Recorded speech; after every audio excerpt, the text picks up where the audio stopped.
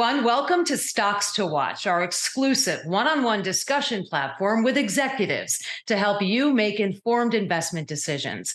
I'm Ashley Berry, and John Feneck, portfolio manager and consultant of Feneck Consulting, is with us, a company which helps small and mid-cap companies raise awareness about their brand, as well as provide strategic education about opportunities and risks in the financial markets, and specifically in the commodities markets. Really looking forward to hearing your insights and recommendations, John. Welcome to the show. Thanks so much, Ashley. Pleasure to be here. Yeah, I've watched many of your interviews. You often pick stocks and assist investors in building their portfolios. Which sectors do you focus on specifically, and what are the main themes catching your attention in the markets recently? Well, we focus on mining. That would include metals like gold, silver, copper, et cetera. We also focus on energy. So everything from traditional energy to clean energy to, battery metals. So those portfolios have been started both with my own seed capital. So the first one on the mining side, almost 8 years ago now. And our portfolio track record there has been really good. We're top decile for 3, 5, and 7 years, ended September 30th of this year. So we're really proud of that. It takes a lot of work. We're at our computer 10 to 12 hours a day grinding because it's been a difficult sector to be involved with, Ashley. I mean, the peak in our sector was August of 2020. So it's been 3 years of kind of a lot of head fakes and a kind of a downward spiral, if you will, in certain companies. So it's not only what you buy, but it's what you avoid that really helps your performance. The energy portfolio we started about 4 years ago. So those are my two main areas. I also, in the year 2000, when things were really going south at the beginning of the recession, I got interested not only in gold and silver then, but also in shorting stocks. It's extremely dangerous and it's not for everyone. But I think there's a lot of companies right now that are way over their skis. If interest rates continue to rise, that is going to be a problem. And we can talk, more about that, later in the show or on another show. But I keep a close eye on the Fed and everything that we do because we've been fortunate enough to be correct in our calls there. We were saying on interviews like this as early as March of last year that the Fed would be hawkish. And that does not really go hand in hand with owning metals and mining. If you own that kind of a portfolio, you want the opposite. You want rate cuts, right? You want that kind of a backdrop. But we always try to tell it like we see it. And we just thought the Fed meant business. When you start seeing 75 basis point rate hikes over and over and over again, there's never been a precedent for that in history, right? So we were correct. Performance has been difficult last year for sure, and struggling a bit this year. But we feel like, as I said on many shows, I feel like I sleep better right now than I have in years because I know that our thesis is going to play out. Unfortunately, one of your questions just at the tail end there was, what themes are you looking at?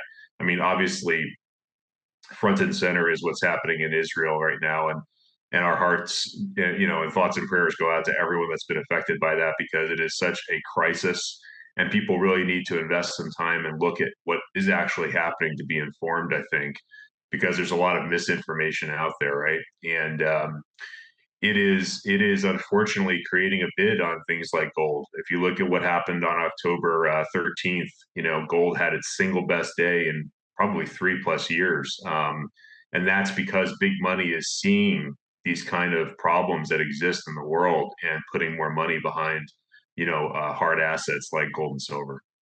I'm so glad you brought that up because, current affairs, current events really do have an effect. Back here in the U.S., would you say the U.S. economy has defied gravity recently? And obviously the U.S. stocks, what do you recommend our audience keep an eye on? Well, we do look at the indices, those being the Dow, the Russell, the Nasdaq, and the S&P 500 very closely every single day. I'm a technician by trade, so when I see technical support or resistance broken, that's kind of meaningful. There's major support out there on the S&P 500 right now at 4,200 even, roughly. Mm-hmm. That's what we call the 200-day moving average. And if that breaks to the downside, meaning we close below that number, in a meaningful way, or at least, twice or 3 times, then you're going to bring in a test of, we think, 4,000 to 4050 on the S&P, which the market is not ready for right now. Mm. But I think you could easily see that, right? I mean, we just saw today that Biden's going to Israel. Like, what happens if he walks away with no deal? Like, I mean, very, very difficult markets, I think, right now. So our advice to people, and we can talk about this on the tail end of the show in terms of how we advise not only just investors, but younger investors, is to watch the news carefully, because if the Fed is telling you we're data dependent, then watch the data. I mean, watch GDP next week, watch, CPI on the next inflation read. These are all important things to kind of read the tea leaves and see where to put money.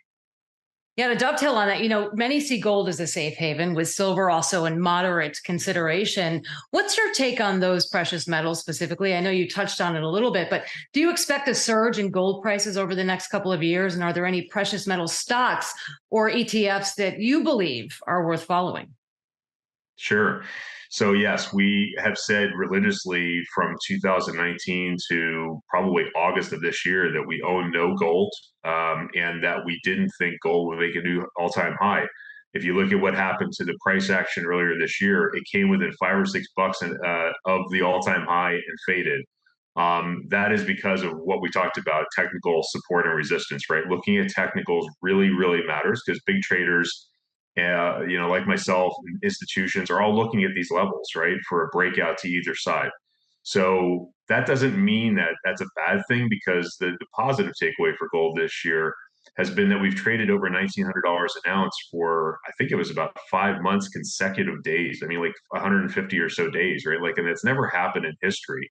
So that's telling you, and that, by the way, Ashley, that was after the financial crisis in March, right? So Right. that to me is another floor being put on gold, right? It's big money saying, okay, I read Jamie Dimon's letter to shareholders in April, and here's the biggest bank in the US's CEO saying, I see more trouble ahead. And if you're buying financials and the biggest guy on the street is telling you that, that sort of doesn't make any sense to us. So we're short financials. We're not short JP Morgan, but we are short many financials right now through ETFs, through individual stocks. Just because I come from a financial background, so I'm not a gold and silver bug, right? I came from Wall Street. I worked at Merrill Lynch. I worked at JP Morgan. Like, these places will, it teaches you a lot about the mentality of, like, Wall Street, to work there and actually live it. And to me, financials are just a suspect sector right now, right? It's like you have to show me that in your earnings announcements every 90 days that you're going to be okay, because what happened in March was unprecedented. We saw 5 financial institutions within 30 days go under. Like, I mean, we called First Republic FRC at $10 a share on the short side and said, we don't like what we're seeing here. And the stock got taken out for pennies on the dollar by, I believe, JP Morgan. We did a similar call on Credit Suisse last fall, because I spent a year working there, right? And they made some bad decisions when I worked there, and they made some bad decisions for the last couple of years, and that was clearly um, figured out, by UBS and others that ended up buying them for pennies on the dollar, right? So, like, it's a really difficult time in the world, and you have to think differently going forward. And I say this because if you look at March of '09, okay, 14 and a half years ago. Fast forward to today, we've made so much money in the broad market. If you're, a teacher and you have a 403b, if you're just a regular investor in a company and have a 401k, go take a look at your investments. They've done extremely well. So this isn't the time to put the pedal on the metal. It's like time to be conservative. I mean, I can sit in a risk-free account, Ashley, at 5.9% at my bank with no risk. That's 6% per year, right? Like, that's huge. I couldn't do that 18 months ago. I'd be making less than 1%. So now you kind of have to say, okay, well, I can make 10 or 12% of my stocks, great, but I can get 6 over here for no risk. I mean, that's really attractive, to try to combine a portfolio that includes, risk off and risk on, instead of just being all risk on. Yeah. To answer the second part, sorry, go ahead. Well, I was just going to say, you really bring up an excellent point where you have to look at things differently. And so this makes me think about the younger investors. And so, of course, finish your thought there, but what also would you say to younger investors? Because many of them are just learning. And so you have that entire group as well that's just navigating this platform. So it sounds like what you're saying is really timely. Yeah. So to finish the thought, we talked a little bit about gold. We're bullish gold stocks. We're not bullish only owning gold because at 19.20 an ounce, right? If gold goes up to 2,000, what do I make, 4%? That's not interesting to me. I'm Mm. more interested in trying to own a, solid company like a Newmont trading at $40 with a huge yield, maybe like a 4.5, 5% dividend, and ride that to 55 or 60, as opposed, that's an exponential move compared to a 4% move in the price of gold. So there's a lot of undervalued gold stocks. Sprott just put out a piece. I used to work at Sprott running part of their US distribution. They put out a great piece today talking about the gold producers and how cheap they are to history. It's the third cheapest read since the rally in 2016. So like anything over 30, or excuse me, anything under 30 is a cheap, oversold condition. We're at 10.7% right now. So, I mean, like I tell people, don't get too cute with the entry points. Everyone can make a wrong entry point. I think that's an important point for younger business, listeners as well. Don't get frustrated by making a bad decision. Maybe like buy a little bit first. You're probably going to be wrong on that first entry point, and then buy it again and again and again. So we buy 6 to 10 times, generally speaking, when we're building a position in a stock. We never buy it once. That is a huge mistake, in my opinion, because it's sort of like gambling. It's like I'm Mm. going to put, $1 million into a slot machine and pull it once. Like what? Like it's not a strategy, right? And I also am an advocate of talking to companies. So I have over 200 CEOs on speed dial that I talk to regularly to try to almost like break my own thesis. I want to be told, hey, am I still correct here, or is it going to take another 3 to 6 months, or what is it? And so that way I can guide my clients and my followers, and tell them, hey, I just got the phone with so and so, and unfortunately, it's going to take this much longer to do whatever, because in the mining world, there's all sorts of hiccups, right? There's blockades, there's strikes, there's First Nations issues, there's ESG issues. I mean, it's like a laundry list of things. So, like I said at the onset, it's not just what you buy; it's what you avoid buying. And we do a really good job of avoiding things because since 2008, I've been on the phone with many, many major CEOs and smaller CEOs and trying to read the tea leaves with public information, right? I don't have time to sit there and read a 100-page 10Q. So I'm just going to call this guy or this woman and say, hey, tell me about, your press release. How meaningful is that to you? Tell me about what you have in the pipeline over the next 1 to 6 months. And then I relay that information to people. We've got a real-time update service that we use outside of the newsletter, and just paid phone calls to try to guide people. And what that does actually is it talks about things like Israel, right? We put out a piece on Sunday following that horrific event on that Saturday and said this is going to be meaningful for gold, right? Because when you see an event like this, it's not normal. A lot of innocent people suffered, and that's not a reason to go buy gold for the average person, but for institutions, it is, because they want to protect what they've earned. Again, going back to that thesis of March of 2009 to now, you've made a ton of money. Institutions absolutely know this. No matter what they're going to tell you on a CNBC interview or an interview with you, they know they have to protect capital, right? Absolutely. And those little snippets of information are really paramount to success. So I'm really glad you brought that up. Now, switching gears, as you're well aware, reactions to advancements in AI range from extreme hype to hysteria. What's your stance on all this? And are there any AI stocks you'd recommend watching? Um, I would like to go back to some equities in the gold and silver space. I only touched on one, but let's talk about tech and AI. Let's just say that we've gotten that whole space wrong. I thought that tech and AI would fade at some point this summer. I mean, April, May, June price action and things like Nvidia, Apple, I mean, was just outstanding. So we weren't short that, but we also weren't going long because we wanted to see the broad market make new highs, right? If you're a momentum investor in anything, you want to see the broad market also making new highs alongside of what you're buying, I think. And we didn't get that. And that's why we're negative. The markets right now, the broad markets, that is, both domestically and internationally.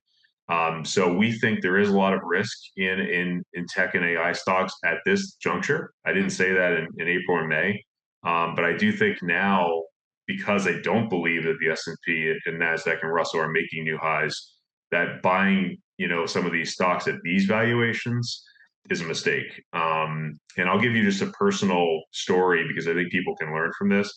I worked at Merrill Lynch in the year 2000. One of our best managers in the industry, two of them, Larry Fuller and Al Harrison, both gave presentations a month apart on Intel. Intel was both one of their top 10 holdings, right? And so they both presented around $80 a share. And so at $60, $50, $40, I'm watching this thing drop, and I'm like, where do I buy this? Again, I mean, this is really timely for your younger investors because they see stuff like that, like a waterfall decline, and they don't know where to step in. So I just picked $40 because arbitrarily that was 50% off when these pros were loving it. Well, I wrote it all the way down into the teens. It took me over 10 years to get back to 40. You can go back and look at a chart of INTC from year 2000 to 2010-ish. I mean, just to get my money back, it took a decade. Now, in today's world with algorithmic buying and selling, that probably wouldn't take that long. But let's say it takes 3 years, 4 years instead of 10. Do you have the patience as an investor to hold on? I would argue you don't. I think many people are just going to sell, take a loss, move on. And so that's what I would caution people in anything hot, right? Like biotech was doing great about 5-6 months ago. It's been a terrible sector, the last 3 months. So anything with risk associated to it right now, you have to be really careful given all the geopolitical things that are happening. Well, speaking of what's hot, you've done extensive research on battery metals as well. Maybe you can share insights about the most efficient metals used in car batteries and their expected demand in the upcoming years. Also, any particular stocks that deserve attention right now, maybe not 5 months ago, but right now. Sure, absolutely. So I am speaking on critical minerals and battery metals in Zurich in November. If any Europeans want to come check that out, it's at the Park Hyatt, November 15th. I'll also be speaking in April of next year in Washington, D.C. about that topic because I think it is very timely.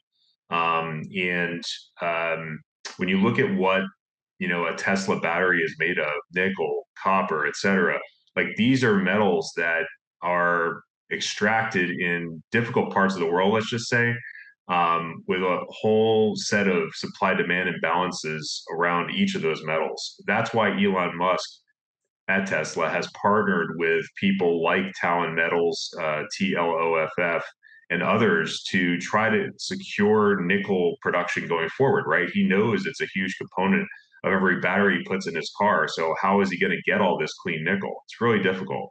So we love the nickel theme. I think Stillwater Critical Minerals, PGEZF, is an even better play than Talon because they're in the U.S. I mean, both are in the U.S., but I think Montana looks a little bit better than Minnesota to me in terms of the environment. Again, you have to look not only as an investor in mining at not only the project and what the capabilities and upside might be, but then look at what's surrounding that, right? If you're going to have people that are not happy environmentally, you're never going to get that mine built. And you can look at Alaska, you can look at Canada, you can look at different parts of the world where this is going on right now, right? So Montana to us is a mining friendly jurisdiction. We've owned in Montana for 11 years with 3 different companies. So at 12 cents US, I mean, gosh, this thing is so beaten up. I've met the CEO a couple times. I've met the 2 geologists that they pretty much stole away from Ivanhoe 2.5 years ago, and they're all very excited about that deposit and what it may bring. So we're trying to partner actually with companies like this that are clearly on Elon Musk's radar and others. The company I just mentioned just got a 10% investment from Glencore, which is one of the top 3 biggest commodity giants in the world. So when you see news like that, I wouldn't get frustrated as an investor if the stock doesn't move right away. It's basically saying, this is probably the culmination of a year's plus worth of work to get a deal like this. And so for someone like an Elon Musk or a Glencore to look at you at all when you're a microcap company, it's pretty big news. And so we try to align with companies like that will have outsized gains, we think, going forward. And there's a number of ETFs you can pick too that play copper. For example, copper year to date right now is down. For the commodity itself, which is mind boggling considering you've probably read articles about the supply demand crunch that exists there. and how difficult it is to start a mine in critical minerals, right? Like if you want to take a mine that's been idle, let's say in Chile or Peru and some of these copper heavy areas of the world, you don't just flip a switch and it goes online in a week or a month. It takes months to staff that, right? To get your care and maintenance, your permits, all the stuff you have to go through is a laundry list of things to start a mine up again. So if demand keeps going up during that time, how do you meet demand? I mean, if we're talking about the electrification of the world, and battery metal growth, it's not without copper, that's for sure, right? So trading close to $3 a pound here, I mean, we think easily copper is going to $4 plus a pound next year. And Goldman Sachs doesn't disagree. I mean, one of the biggest names on the street is talking about higher prices than that within the next 2 years. So we look at it like we look at different opportunities. Actually, in the near term, we want to look 1 to 6 months out on some names.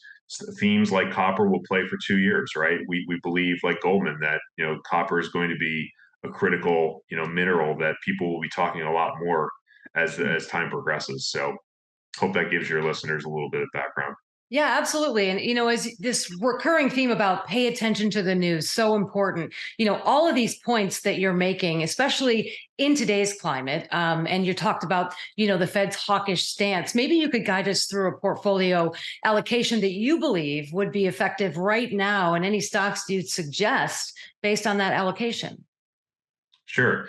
So I'm biased. I mean, I run a mining portfolio and I run an energy portfolio. So I have, I'd say, 75% of my money between those two portfolios. I really believe in commodities. I don't just tell people to buy them, I actually have skin in the game.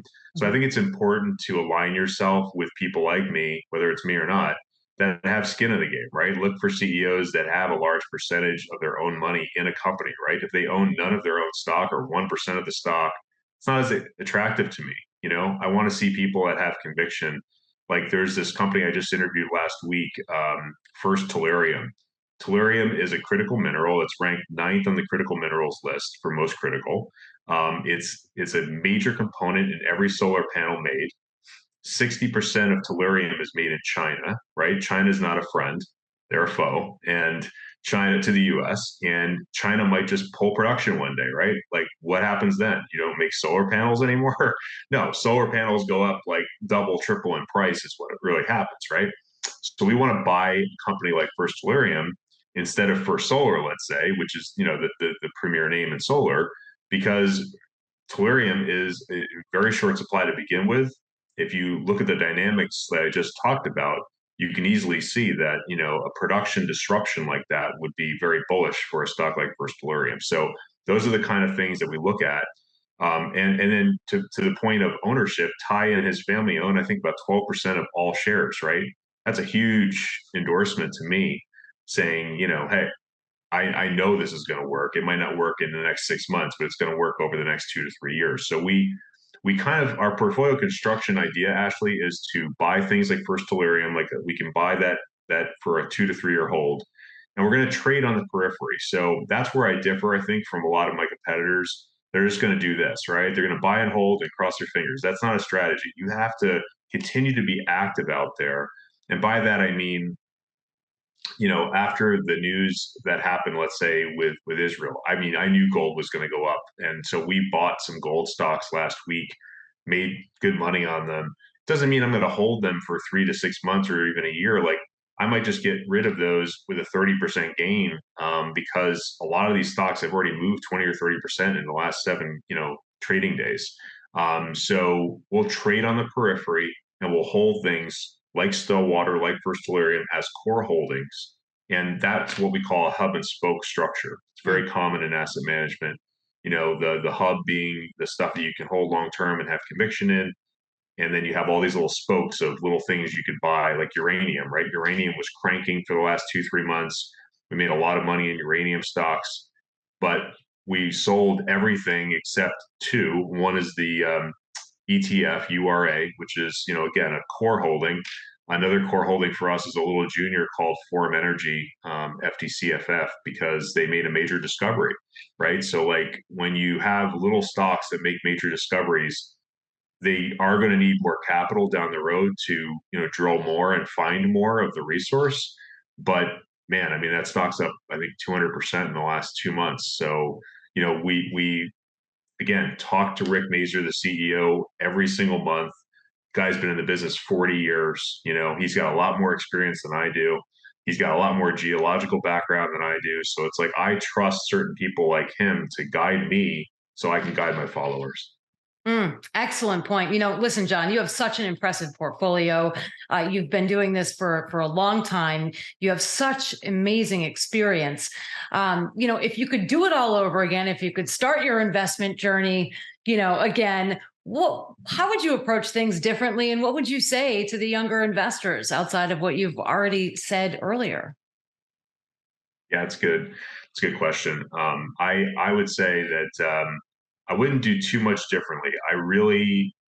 I feel comfortable in how I've diversified myself. I think diversification is key. And I know that, guys that I worked for in the past, like Rick Rule, may disagree with me because Rick is, worth a lot more money than I am, right? So he has the luxury of buying maybe 5 or 10 names and really piling in. I think, we have a portfolio of about 50 stocks, Ashley. You want to have diversification so that if one of your ideas doesn't work out, it's not going to be life changing in a negative way. Um, Similarly with real estate, I had 4 or 5 houses at one point. I got rid of everything in the last 12 or 15 months because I think real estate is going to go south next year. So I don't like to be selling alongside of my friends or my neighbors. I want to sell ahead of that so I can get great prices, no stress. And then when markets change, I'm sitting there waiting for an opportunity to buy a dream house, right? So that's a goal of mine.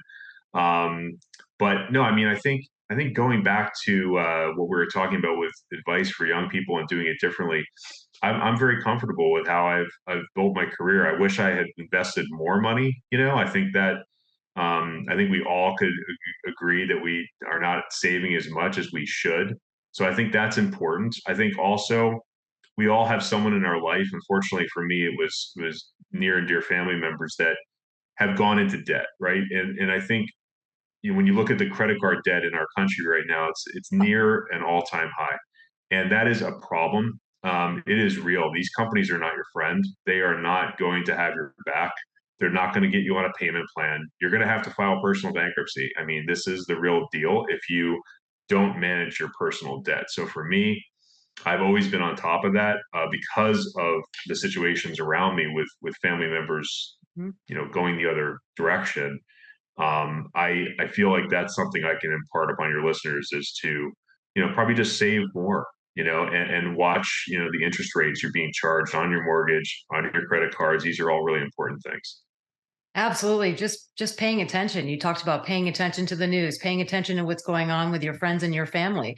Just pay attention to your Yeah, surroundings. What a fruitful discussion. John Feneck, portfolio manager and consultant of Feneck Consulting. Thank you so much for sharing this educational news with us. I mean, this was really a fantastic conversation. I feel like I personally learned so much. So I'm really excited to share this with everyone else. We look forward to having you on again, John. Thanks again. I appreciate it. Thanks, Ashley.